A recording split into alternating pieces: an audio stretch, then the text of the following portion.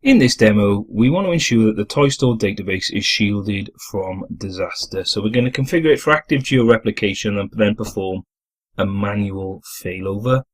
This will allow us to maintain business continuity in the event of us losing an Azure region. And we will test the process of failing over as well. So we're going to configure geo-replication using the portal for the Toy Factory database, and then we're going to perform a manual failover from the primary to the secondary. Now, we're going to configure active geo-replication first for a standalone Azure SQL database. So I'm going to sign into the portal, which you can see on the screen, there. And then I'm going to just move to the home. I'm going to go to my SQL Server databases here. You can see I've got Toy Store, and I'm going to click on the Toy Store database, and then I've got my Toy Store blade in front of me. Now, under settings, you can see there's a geo-replication option. I'm going to click on that.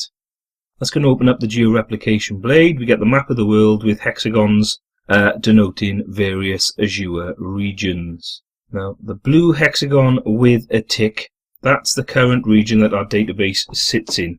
Now, the purple outlined hexagon is the recommended Azure region for the secondary databases, and then the green hexagons represent other Azure regions across the globe. So this one here is the recommended pair. In this case though, I'm not going to pick the recommended pair. I'm going to pick West Central US.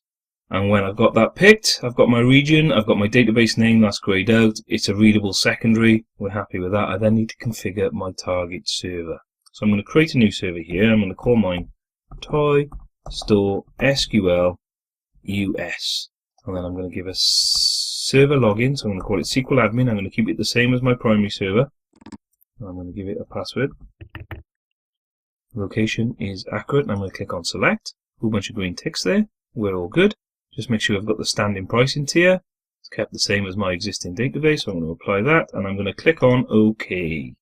And a new server is going to be provisioned for me.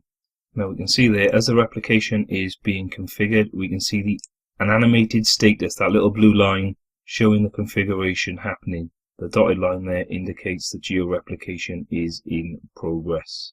When this is completed, this blue line will turn solid, indicating that geo-replication is in place between the two regions. And we can see there that the dotted line has gone blue, which means that we've got active geo-replication configured properly.